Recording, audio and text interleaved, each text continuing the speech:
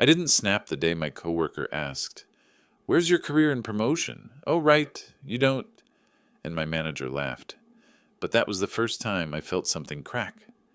It happened in the break room, under that buzzing fluorescent light that makes everyone look a little more tired than they already are. It was 3:07 p.m., post-lunch slump, coffee pot almost empty. I was rinsing out my mug, minding my business, when Evan walked in like he owned the building. He's that type of guy you've seen 100 times. Loud, always on, shirt a little too tight around the biceps, cologne strong enough to register as a fire hazard. He doesn't have a personality so much as a running commentary on himself. "Hey, Grant," he said, clapping me on the shoulder just a little too hard. "Man, you're still using that same chipped mug? That thing's older than your job title." I gave him a half smile. "Mug works fine." "Yeah, but you don't," he shot back, loud enough that the other two people in the room looked up. He turned to them like he was starting a stand-up routine. "This guy, man. Been here, what, 5 years? Same desk? Same position? Same... What do you even do here again?" I should have walked out. I should have ignored it like I'd been doing for months. Instead, I said, "I do the reports you take credit for in meetings." There was a half-second of silence. Then he laughed way too hard, a fake theatrical cackle. "Easy, easy," he said, hands up. "I'm just messing with you. Chill. Where's your sense of ambition, dude? Where's your career and promotion? Oh, right, you don't..." He dragged out that last part, eyes flicking to the doorway like he was hoping for an audience. That's when my manager walked in. Mark grabbed a paper cup, caught just the tail end of it, and instead of shutting it down, he grinned. "Damn, Evans," he said, chuckling as he poured coffee. "Leave some for HR, man." He didn't look at me. He didn't say my name. Just laughed, stirred in his creamer, and leaned against the counter like he'd walked into a comedy show and caught his favorite joke.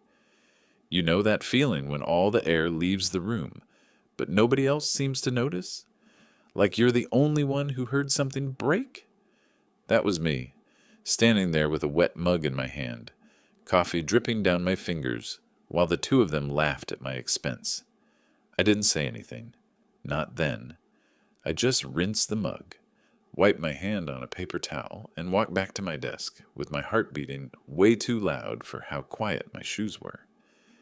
If you asked anyone in that office who I was before that day, they'd tell you I was the reliable guy, the one who always knew where the old files were, who could fix a broken spreadsheet, who'd stay late without complaining. I was the background noise that kept everything running, the hum of the AC, the flicker of the exit sign. Easy to ignore until it stops working. I'm 32. I work in operations at a mid-sized logistics company. Not glamorous, not Instagram-worthy, but it pays the bills and used to let me sleep at night. I don't have some dramatic backstory. No criminal record, no tragic accident, no hero arc.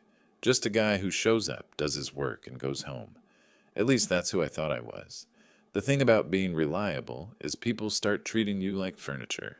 You're there, you're useful, you're never the main focus. Promotions come and go, and somehow your name is always in the next time pile. You train new hires who leapfrog you.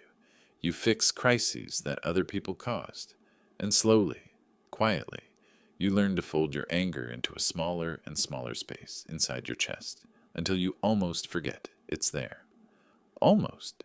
Evan joined 2 years ago, younger than me by 4 years. Same title, half the workload. He's the type that knows everyone's birthday but never meets a deadline. Gets away with it because he's funny in meetings and plays five-a-side soccer with Mark on Thursdays. At first the jokes were small. Don't worry, Grant's got it. Ask Grant, he's basically the office dad. You know Grant, he loves staying late. People laughed. I smiled along. Harmless, right? Then they got sharper. Grant doesn't have a girlfriend, he's married to Excel. Grant, do you need me to explain TikTok, or are you still stuck in Outlook? Careful, guys, that's too much change for Grant. He might short-circuit. I kept telling myself it wasn't worth making a fuss over. I needed my job. I had rent, student loans, nothing in savings that could handle a few months of unemployment. You don't rock the boat when you can barely swim. So I swallowed it. Day after day, joke after joke, until the break room. I sat back down at my desk, screen glowing with yet another report, and my hands wouldn't stop shaking on the keyboard. Not from rage, not exactly. It felt more like humiliation with nowhere to go, like my chest was a room they'd tracked dirty boots through, and I was supposed to just clean it up and say nothing. Across the open office, I could hear Evan's voice carrying over the low hum of typing and printers. He was retelling the break room scene to someone, turning it into a story. I heard my name, heard the fake imitation of my voice, heard Mark laughing again. I stared at my screen and realized very clearly that nobody was coming to save me from this. HR wouldn't magically grow a spine. Mark wouldn't suddenly decide to respect me. Evan wouldn't wake up enlightened one morning and apologize. If anything was going to change, it had to start with me. That thought scared me more than anything Evan had said. At 4:15, we had our weekly team meeting. Same conference room, same stale biscuits, same weak coffee. 8 of us around the table, plus Mark at the head, pretending his tablet made him important. Evan slid into the seat across from me, spinning his pen between his fingers. He caught my eye for half a second, smirked like we shared a private joke, then looked away. "All right, folks," Mark started, tapping on the screen. "So we've got some exciting updates on the Q3 optimization project. First off, big shout out to Evans for handling the client presentation last week. They loved it." There were a few claps. Evan dipped his head, doing that fake humble thing people do when they absolutely want the attention. "The deck was great," Mark went on, "and the numbers really told the story." My stomach turned. I'd stayed until 10 p.m., 3 nights that week building those numbers, catching errors, restructuring data so they could make sense to a client who barely knew our jargon. Evan had walked in at 9:45 the morning of the presentation, changed the font, added a joke slide, and called it a day. I watched Mark talk about Evan's outstanding work and felt something shift inside me. Not a sudden blaze of anger, but a quiet, heavy click. Part of me wanted to speak up right there. "Actually, Mark, I built that report. Actually, Mark, he keeps screwing things up and I fix them. Actually, Mark, you're congratulating the wrong person." Instead, I wrote one sentence in my notebook under the meeting agenda. "Remember this." Not because I was going to post it somewhere, not because I had some master plan, but because I knew myself. I knew that by tomorrow I'd be telling myself it wasn't that big of a deal, that I should just keep my head down. I didn't want to forget how this felt. After the meeting, as everyone filtered out, Evan clapped me on the back again. "Thanks for the help with those numbers, man," he said casually. "You're a lifesaver. You know I'm not a detail guy." "You're welcome," I said. My voice sounded flatter than I meant it. He grinned. "Hey, we can't all be promotion material, right? Some of us have to be the support cast." He said it lightly, but the words lodged in my chest like a splinter. On the bus home that evening, the city moved past the window in smeared lights and reflections. People scrolled through their phones, watched videos, stared at nothing. I sat there with my ID badge in my hand, running my thumb over the Rays logo, and thought about how long I'd been wearing the same title. Operations coordinator. 5 years. No raise worth mentioning.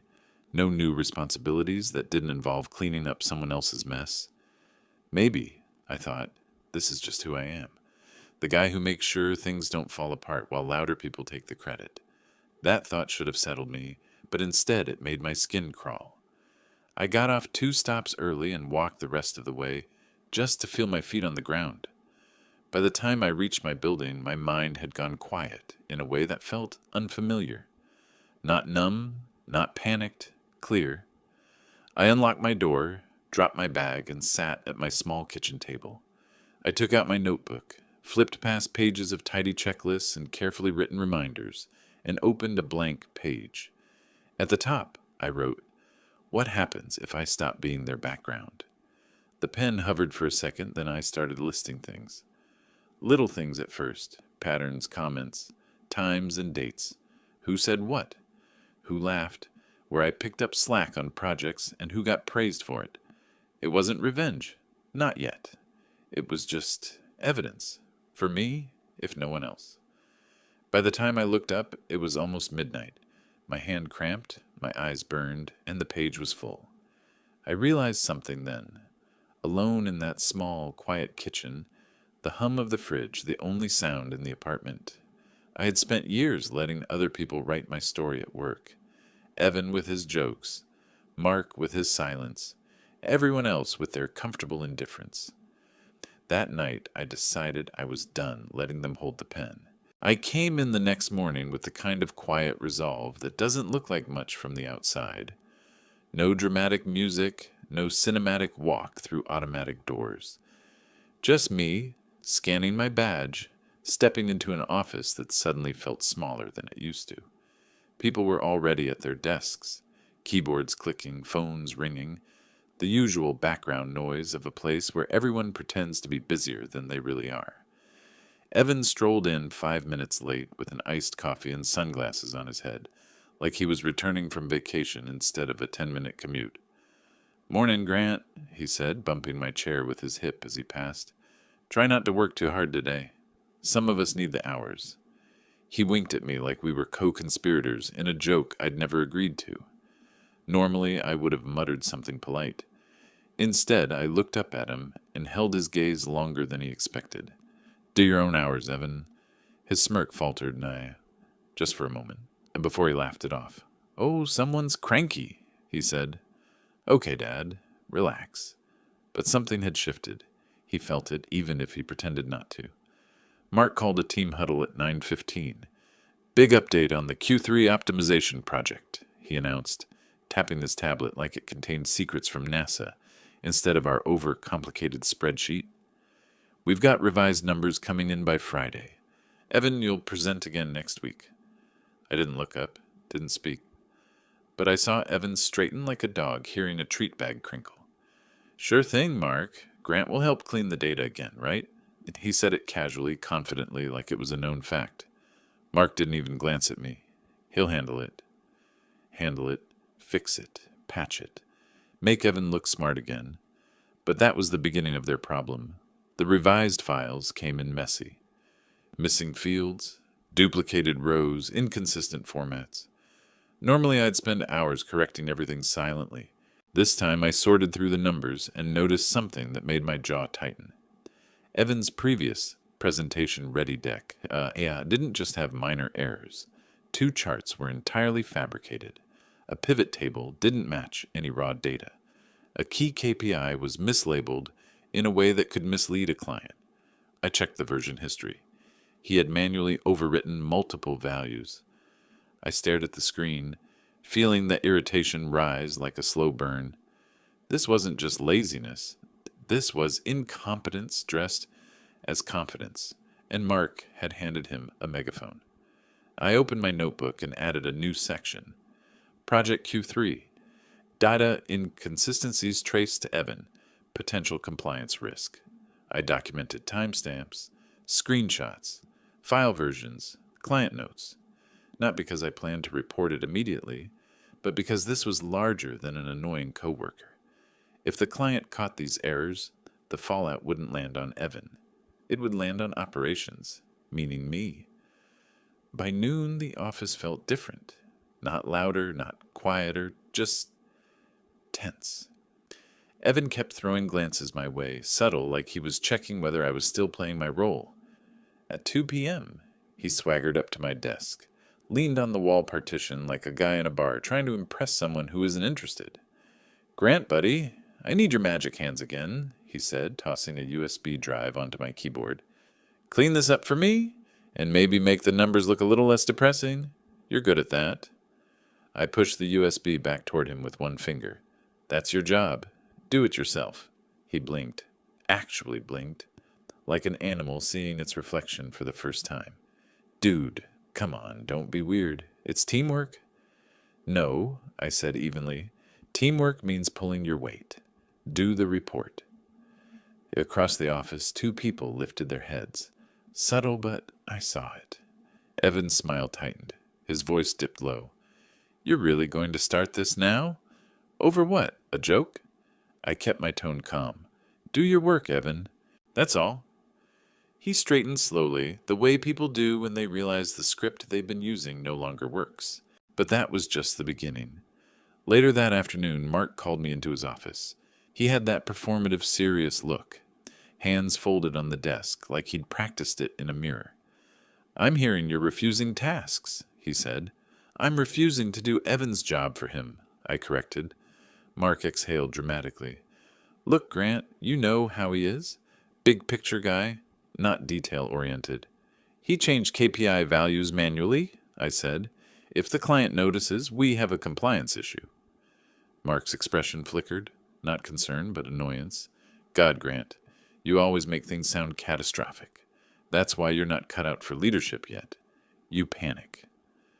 I didn't panic. I documented. Evan needs to clean his own data, I said again.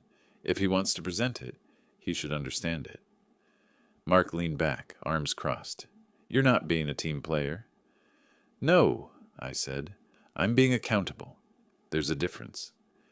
He opened his mouth, closed it again. He wasn't used to pushback from me. That's all, he said finally, waving me off like an annoying intern. But as I stood to leave, he added, just keep things smooth, okay? The last thing we need is drama. Drama? That word stuck with me.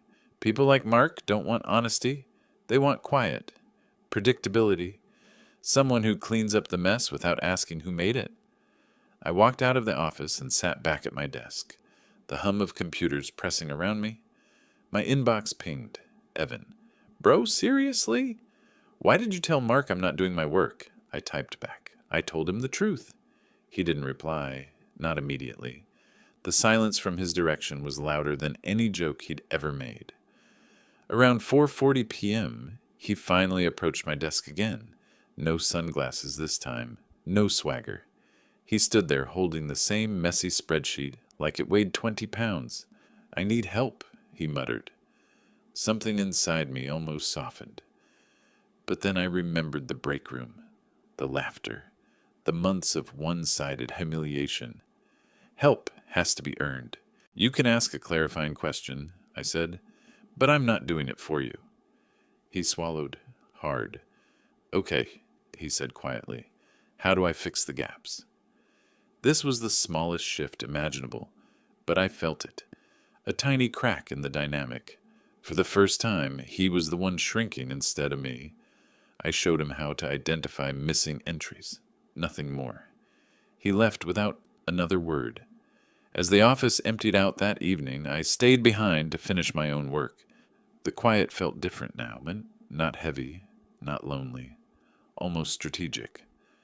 Before shutting down my computer, I opened my notebook. The page for today was more detailed than the last. Mark's dismissal, Evan's errors, the moment he finally stopped joking. I closed the notebook slowly. They had spent 2 years shaping me into a background character. But the thing about background characters, no one pays attention when they start collecting evidence. When I stepped outside, the air was cool, lighter, like the day had ended on a slightly different note than the one it began with. And I didn't know it yet, but that shift, that refusal to play along, would cost them far more than a bruised ego. It would cost them everything. The Monday the project entered crisis mode started with an email, the kind that doesn't look dangerous until you open it. Subject, urgent. Client requesting immediate clarifications on Q3 data. From senior client partner. Time, 8:02 a.m. I clicked it, still half asleep, sipping cheap office coffee. But the moment I opened the attachment, my pulse sharpened. 3 paragraphs, 10 bullet points. Every single one pointed at inconsistencies in Evan's numbers. The client wasn't just confused. They were alarmed, and they wanted answers before noon. Across the room, Evan was spinning in his chair, chatting with someone about a weekend party. Mark strolled in 5 minutes later, iced latte in hand, looking like the embodiment of managerial denial. I forwarded the email to him. He read it, He paled. Then he called out, "Team huddle now!" People left their desks reluctantly, gathering around the conference table. Evan slipped in last, still smiling, unaware the ground beneath him had already cracked open. Mark cleared his throat. "So, the client is seeking clarifications." Translation: "We're in trouble." He tapped the table nervously.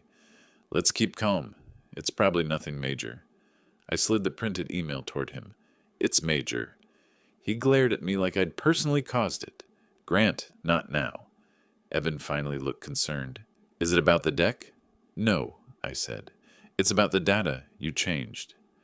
The room shifted. A tiny collective inhale. Evan blinked fast. "I didn't change anything." I reached into my folder and pulled out screenshots. Version histories, time-stamped edits. Everything numbered and clean. "You did," I said, "and the client found the discrepancies." Mark tried to interject. "Let's not jump to—" But I wasn't jumping. I was landing. "If this goes to compliance," I continued, "we're risking an audit. Or worse, losing the account." Evan's face drained of color. Mark rubbed his forehead. Okay, enough. We'll fix it. I already corrected the raw data," I said. "But we need a new deck. A real one, and someone who understands the numbers has to present." Evan swallowed hard. "I can do it." "No," I said. It wasn't loud. It wasn't dramatic. But it cut through the room like a blade. "You can't. You don't understand the model." People looked from him to me like watching a seesaw finally tilt. Mark blinked rapidly, panic flickering behind his eyes. "Grant, could you present? Just this once?" He said it so carefully, like the words might bite him. I said nothing at first, part of me waiting for someone to object, for the world to revert to its usual shape. But no one spoke. Not even Evan. I nodded. "I'll do it." Evan stared at the table. Mark let out a breath he didn't realize he was holding. We had 3 hours. I locked myself in a conference room and rebuilt the entire presentation, cleaned the data, recalculated the KPIs, fixed the forecasts. My fingers flew across the keyboard with a focus I hadn't felt in years. Twice I felt eyes on me through the glass wall. Once it was Evan, anxious, pacing. Once it was Mark, watching, realizing how badly he'd misjudged the balance of power. At 11:46, I sent the final deck to the client partner with a note, attaching corrected data and updated presentation. Ready for call. Mark burst into the room a minute later. "Grant, I owe you." "You owe the client accuracy," I said. "Focus on that." He opened his mouth to defend himself, then closed it. The noon call was brutal, not for me, but for them. The client partner asked tough questions, expecting excuses, maybe even panic. But I answered everyone with calm clarity, where the errors occurred, how they were corrected, why the new model was more reliable. At one point, Evan tried to jump in with a joke. "So, numbers aren't my strong." I cut him off gently but firmly. "I've got this." Small sentence, big weight. By the end of the call, the partner said, "Thank you, Grant. This was actually the clearest walkthrough we've had." Mark leaned forward eagerly. "We always strive." "We'll be dealing with Grant directly for all Q3 data going forward," the partner interrupted. Mark froze. Evan stared. When the call ended, the room stayed silent for several long seconds. Then I packed my laptop calmly and stood. But before I could leave, Evan spoke, quiet, shaky. Why didn't you tell them it was my fault?" His voice wasn't mocking, not defensive, just small. I looked at him, really looked at him. "That was the consequence," I said. "Not the story." He didn't answer. He couldn't. An hour later, the real storm started. Mark's manager, a director with a reputation for ending careers as casually as deleting emails, arrived unexpectedly. She marched straight to Mark's office, shut the door, and the muffled conversation that followed was anything but pleasant.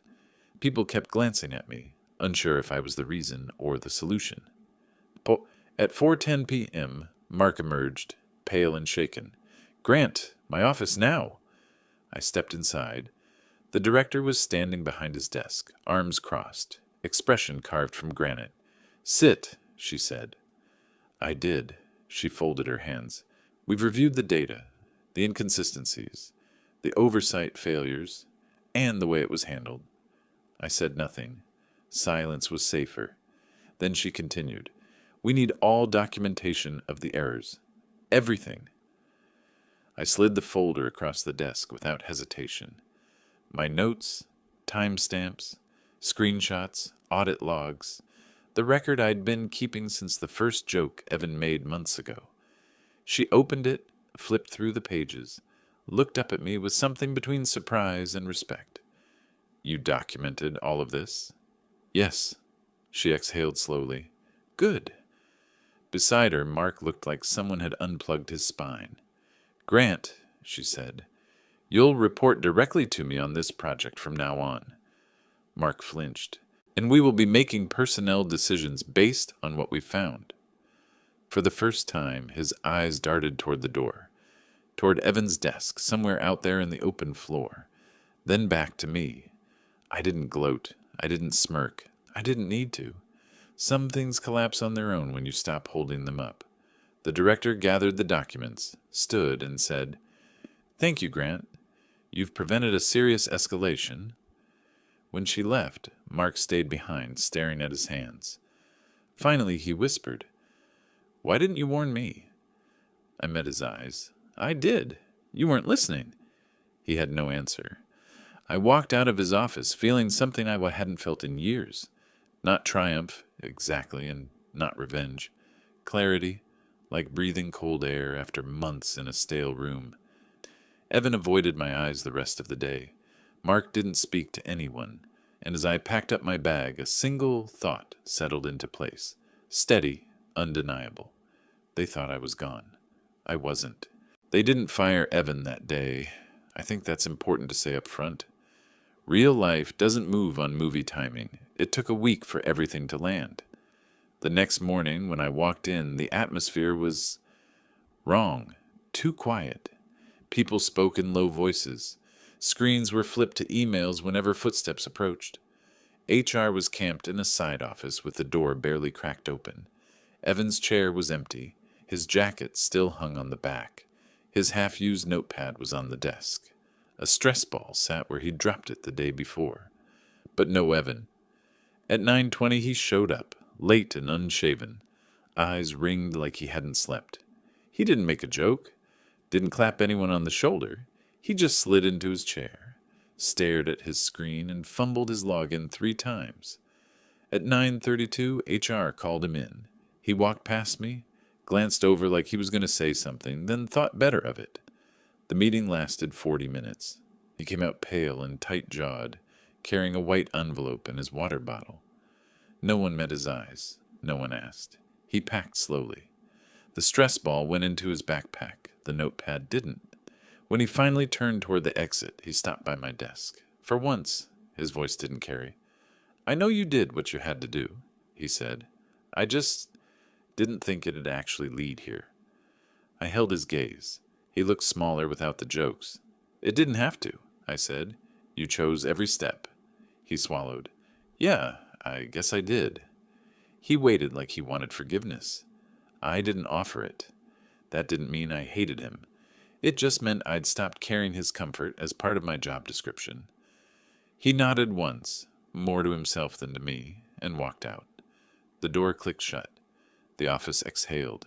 Someone whispered, "Wow," from 2 rows back. Someone else muttered, "Damn." Then keyboards started clicking again, because that's what offices do. They absorb and move on. At lunch, Mark called me into his office. He'd taken off his tie. His hair looked like he'd run his hands through it too many times. The blinds were half closed, lines of light cutting across his desk. He didn't offer me a seat this time. I took one anyway. "They let him go," he said. I assumed. He stared at the wall behind me. "They said gross negligence and misrepresentation and a lot of other words that sound worse when you hear them from HR. He didn't say they also mentioned oversight failure. He didn't have to." I waited. After a moment, he said, They're reassigning me off the account and off the team. I'll be moving to an internal role. No direct reports. His voice snagged on that last part. A demotion in everything but name. I'm sorry, he added quickly, for how I handled things, for not listening, for laughing. The break room replayed in my head for a second. The mug, the jokes, his chuckle. I'm not the one you need an apology from, I said. That's between you and your conscience. He flinched slightly, but he didn't argue. Maybe for the first time, he understood I wasn't there to make him feel better either. He cleared his throat. They're promoting someone internally to lead the client's side and the ops for this line. I didn't say anything. He finally looked me in the eyes. They want it to be you. The words didn't land with fireworks. No rush of music, just a slow settling. You don't sound thrilled, he added weakly. I'm processing, I said, and I'm making sure it's not just them needing a one-time fix. It's not, he said. Director pushed for it. Said you'd demonstrated integrity under pressure. Her words, not mine. I let that sit. Will you take it? He asked. I thought about all the years I'd spent being the quiet one, the fixer, the background, the nights I'd stayed late, the mornings I'd come in early, the jokes I'd swallowed. I thought about the notebook on my kitchen table, thick with pages of things I'd let slide. Then I thought about the call with the client, about the way it felt to speak clearly and not apologize for knowing what I knew. Yes, I said, I'll take it, but I won't run the team the way you did. A small, sad smile flickered and died on his face. Good, he said. You shouldn't. The transition didn't happen overnight, but it happened. Titles changed in email signatures. The org chart updated. My name moved up one box. A new line appeared under it. Operations lead, client optimization. The first week, people treated me carefully like I'd walked in wearing a different skin. A few made jokes about finally getting what you deserved, but they weren't cruel. Just awkward attempts to acknowledge what everyone had seen and ignored until it was too big to avoid. I didn't do a speech. I didn't suddenly become a different person. I did what I'd always done, just out loud. In our first team meeting under my name, I started with one sentence. Here's how it's going to work from now on. I laid out clear expectations. Ownership of work.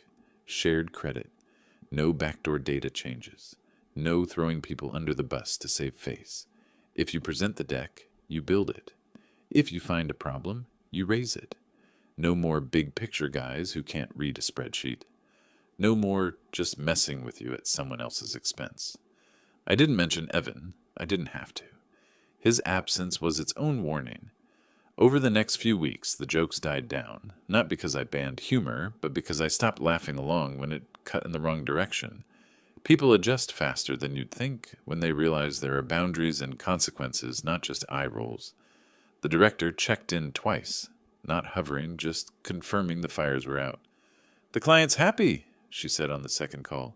They feel taken seriously. You turned a liability into trust. That's rare. I nodded. Compliments don't erase past neglect. But I wasn't collecting debts anymore. I was building something new. In the middle of all this, I had one more conversation I didn't expect. I ran into Mark by the elevators one afternoon. He was carrying a box, not the cardboard of doom kind, just a small one with some desk stuff. He looked smaller, but not broken, just closer to his real size without the manager costume. How's the new role? I asked. Quiet, he said. Lots of internal reports. No client calls. No team to lead. He didn't put air quotes around that last word, but I heard them. We're making the numbers make sense upstream for once, he added. Feels like cleaning out a closet you've been stuffing for years. That's not nothing, I said. He smiled faintly. No, it's not. Before the elevator arrived, he glanced at me. For what it's worth, he said. You were always promotion material. I just didn't want to see it. Easier to keep you where you were. There was honesty in that. Ugly, but honest. People do that, I said. It's comfortable. Don't let them do it to you again, he replied. The elevator dinged. Doors opened. He stepped in. For the first time, we weren't manager and subordinate, just two men who'd both learned something too late in different directions. "Good luck, Grant," he said. "You too." The doors closed. Outside of work, my life didn't turn into some overnight success montage. My apartment was still small. My mug was still chipped. My weekends were still grocery runs and laundry, with the occasional movie alone, but something was different. The weight in my chest was gone. I stopped replaying the break room scene in my head, not because I forgot it, but because it lost its power. It became just another page in the notebook, important, documented, filed, under reasons I drew a line. I got a modest raise with the promotion. Not life-changing, not yacht money, but enough to feel the difference at the end of the month. I paid down some debt, bought a better mattress, replaced the flickering bulb in the hallway I'd been ignoring for 2 years. One Friday night, I sat at my kitchen table with that same notebook open in front of me. I flipped past the early pages, the jokes, the dates, the comments, the quiet humiliations, the page where I'd written, "What happens if I stop being their background?" I turned to the last blank page and wrote, "I stopped." That was it. No speech, no mission statement. Just a simple answer to the question I'd been too scared to ask myself for years. People like to say karma handled Evan and Mark. I don't think that's what happened. They built their own outcomes, one choice at a time. I just stopped cushioning the fall. I stopped fixing things quietly. I stopped accepting just jokes. I stopped letting someone else's comfort weigh more than my dignity. The promotion was nice. The new title was fine. The real win was simpler. I could look at myself in the mirror in the morning and not see a man who let people walk over him in exchange for a paycheck and a fake sense of stability. Now, when someone makes a harmless comment that cuts too deep, I say something, calmly, directly, without turning it into a war. When someone tries to hand me their responsibilities with a smile, I hand them back. When someone laughs at the expense of the quiet person in the room, I don't join in, and I don't stay silent, because I know exactly how it feels to stand there with a wet mug in your hand, hearing people laugh at your life like it's a bit. I also know how it feels to draw a line and mean it. In the end, my coworker mocked me, my manager laughed, and for a long time I thought that was the entire story, that I'd always be the guy standing in the background while louder people wrote the script. Turns out I was wrong. The story was never about them. It was about the day I finally took the pen back,